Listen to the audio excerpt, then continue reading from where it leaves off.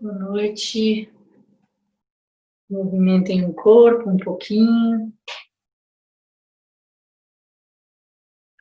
Quem sentou na almofada, descruza as pernas, se reorganiza. Mesmo quem está na cadeira também movimenta um pouquinho, sai da imobilidade.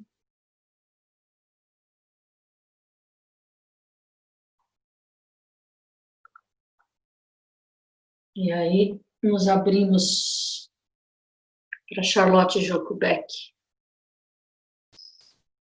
Mais um capítulo aqui das reflexões do Dharma. Relacionamentos não funcionam.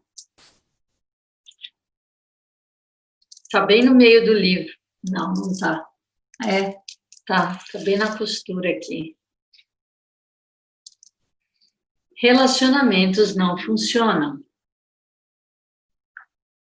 Voltei há pouco tempo da Austrália. Fui até lá na esperança de gozar um clima ameno. No entanto, choveu muito nos primeiros 2 dias, o que foi engraçado. Depois, nos últimos 5 dias de Sechim, em Brisbane, houve uma tempestade de neve. Foi tão forte que, enquanto corríamos por entre os prédios, eu mal conseguia ficar em pé. Tínhamos de lutar para manter o equilíbrio. O vento era como um caminhão, trovejando no telhado o tempo todo. Mesmo assim, foi um bom Sechim. E aprendi, como sempre, que independente de onde você for, as pessoas são as pessoas. São todas maravilhosas e são todas problemáticas.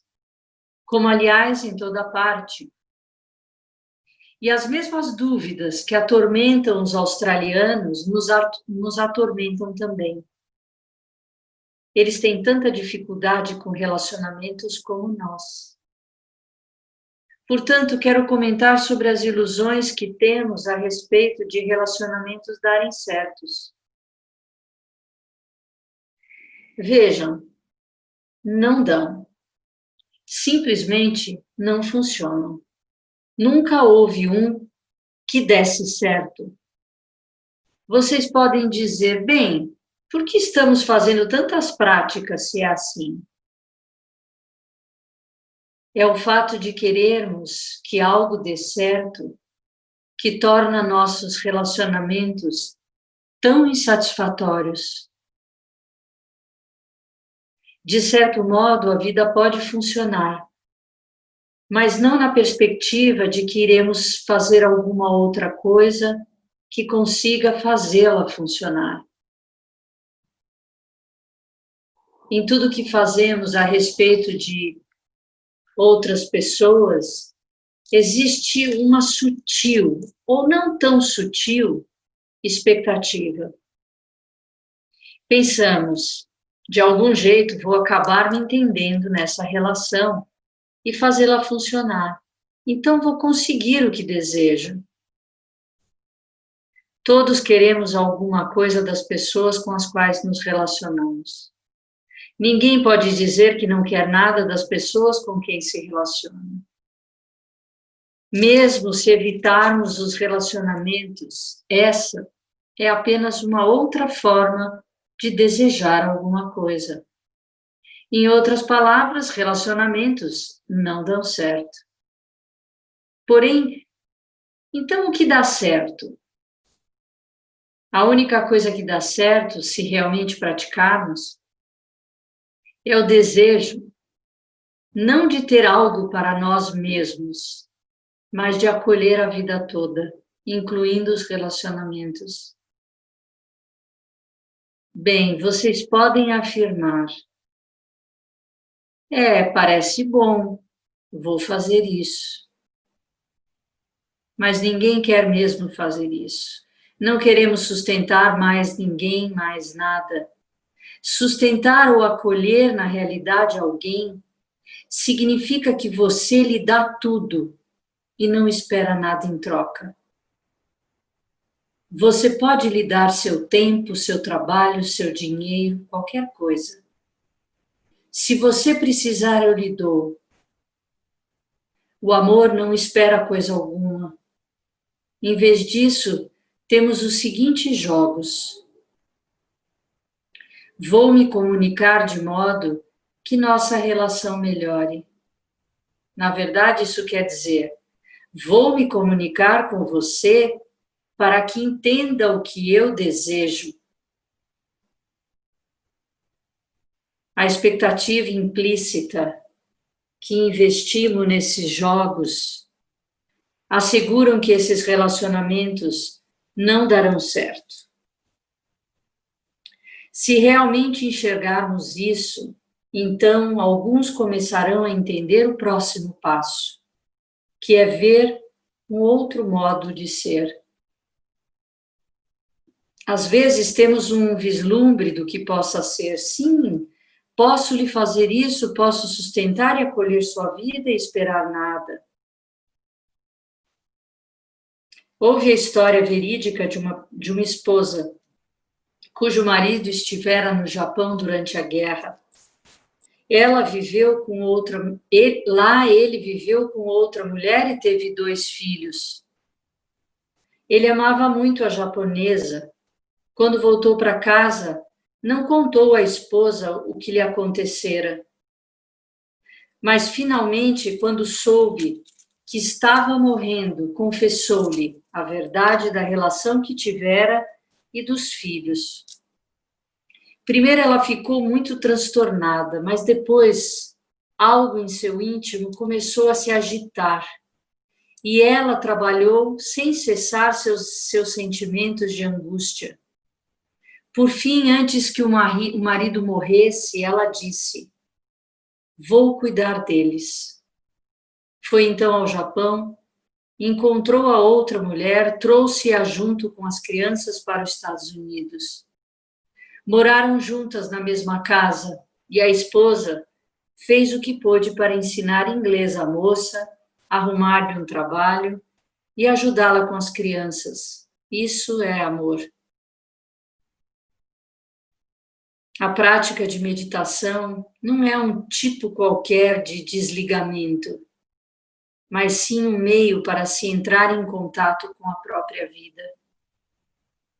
Ao praticarmos, fica cada vez mais clara a ideia desta outra forma de ser e começamos a nos afastar de uma orientação centrada no eu, não em favor de uma orientação centrada no outro, porque ela termina nos incluindo.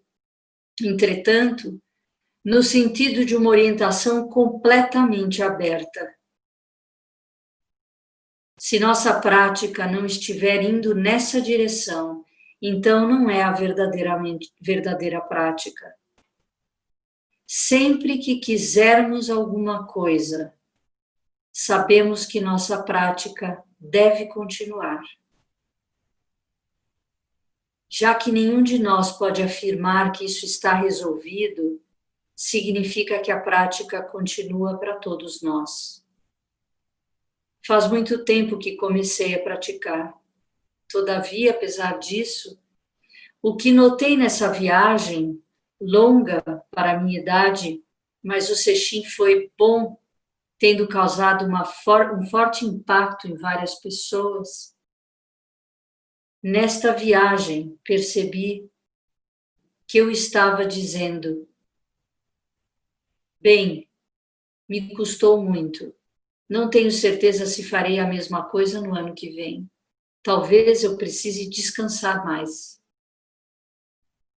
A mente humana é assim. Como todo mundo, quero conforto. Gosto de me sentir bem. Não gosto de ficar cansada. Vocês, quem sabe, dirão: mas o que há de errado em querer um pouco de conforto?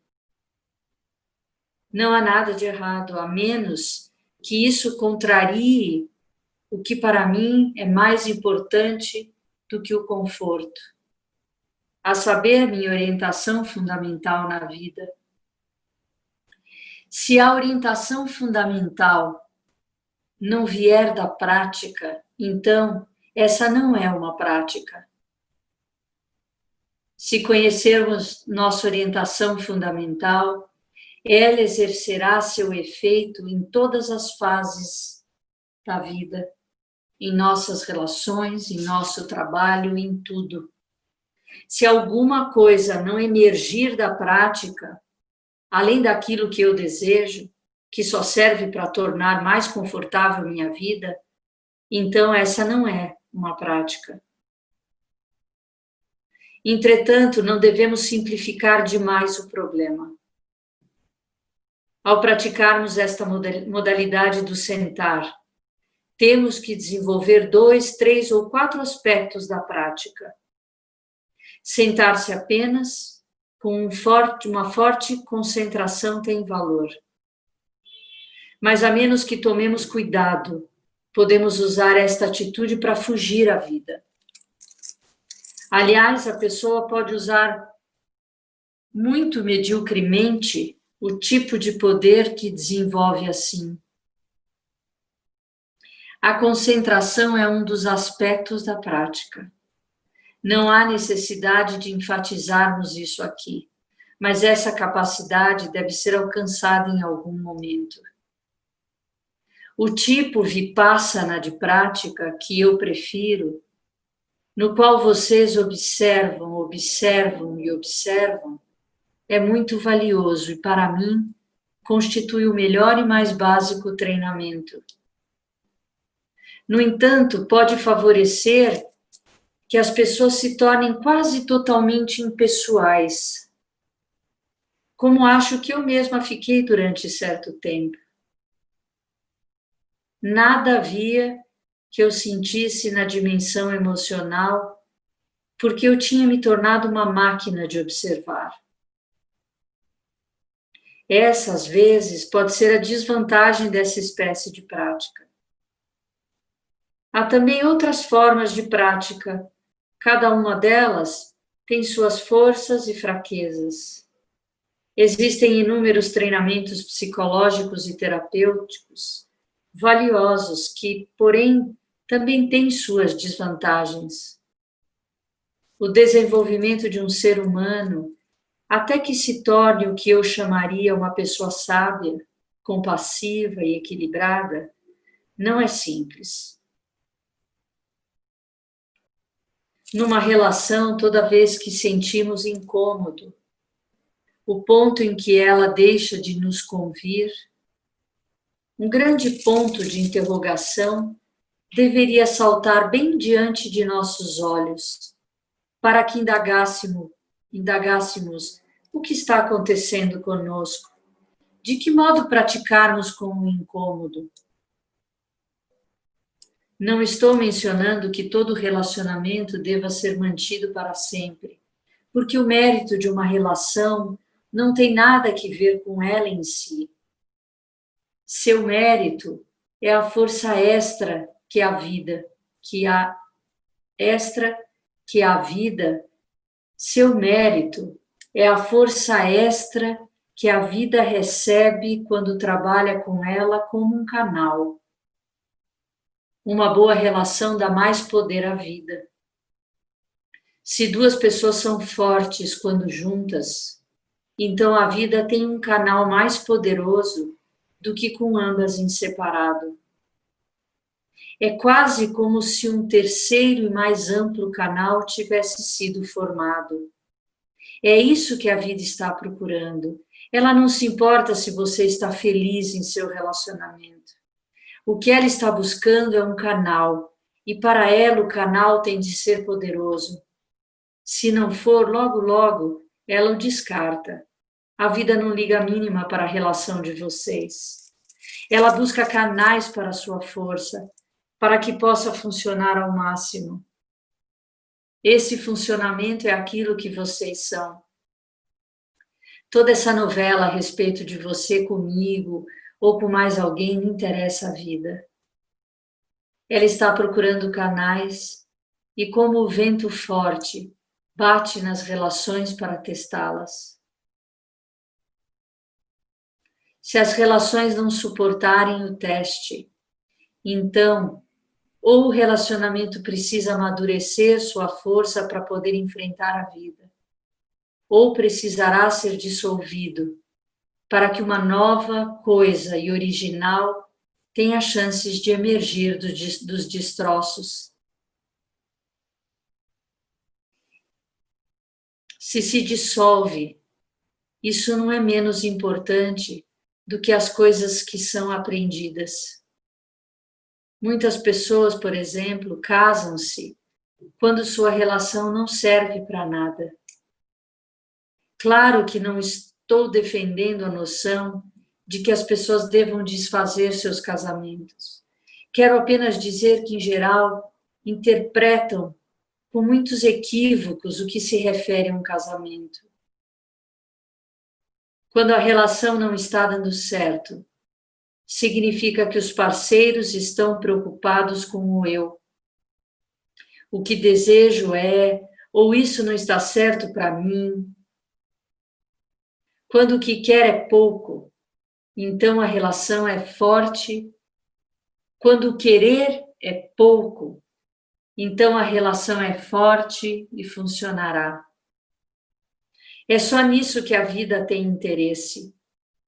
Enquanto egos separados, com desejos em separado, você não tem importância alguma para a vida. Todas as relações fracas refletem o fato de alguém querer alguma coisa para si próprio.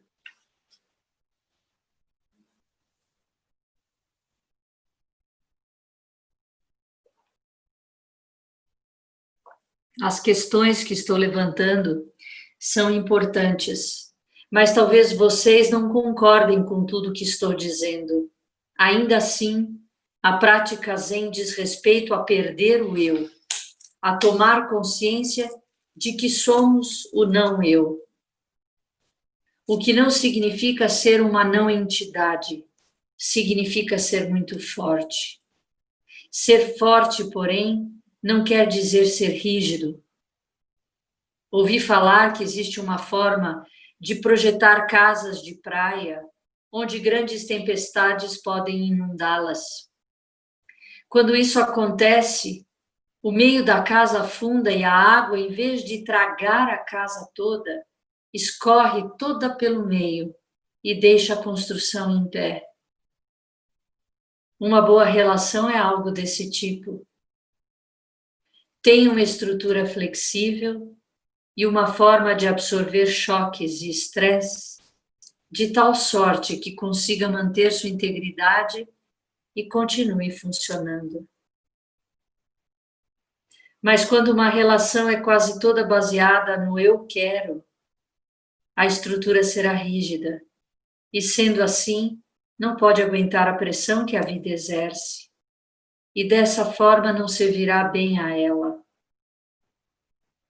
A vida gosta que as pessoas sejam flexíveis, a fim de que possa usá-las para aquilo que busca realizar.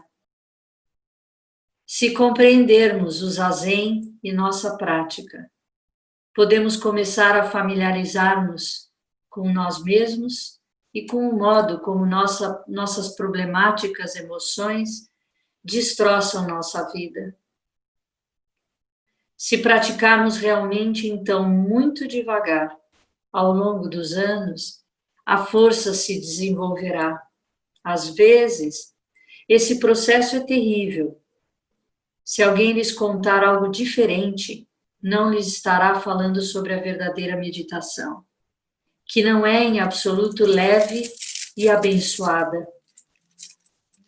Porém, se a fizermos com autenticidade, com o tempo começaremos a saber através do que estamos, saber atrás do que estamos.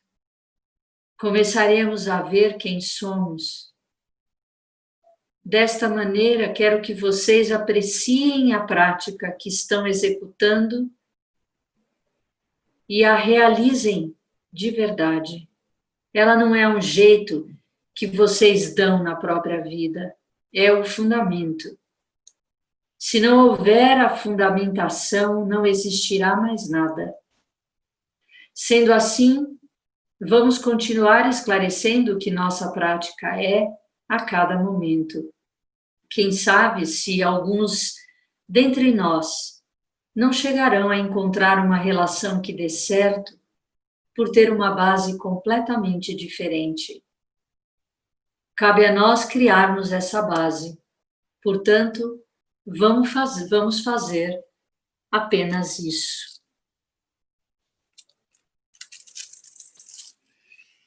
E ela termina assim. Lembrando que esse capítulo é todo sobre relacionamento. Ela vai seguir. Relacionamento não é um com o outro, o próximo capítulo.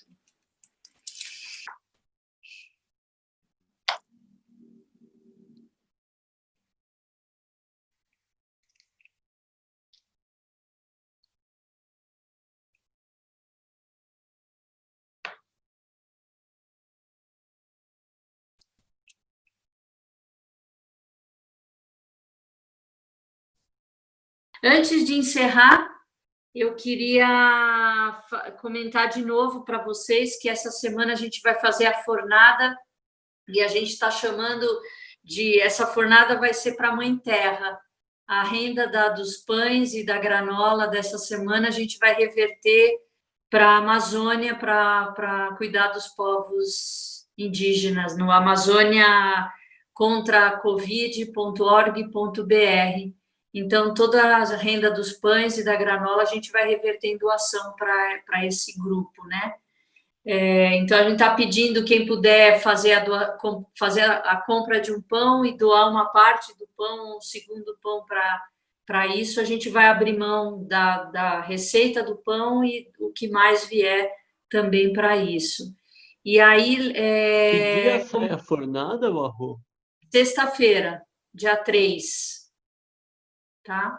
E também avisar vocês que existe uma aldeia indígena em Peruíbe, eu acho que ela chama Itapirema, que tem o Luan e o Mirinju. O Luan acho que é irmão do Mirinju, e que eles vão começar uma turma nova de Tupi-Guarani. Se alguém tiver interesse de aprender, ele está dando aulas online, e é bem interessante. Quem tiver interesse, me procura, escreve no grupo e a gente vai passar o contato da Adriana, da Adri, que ela tem o contato com ele.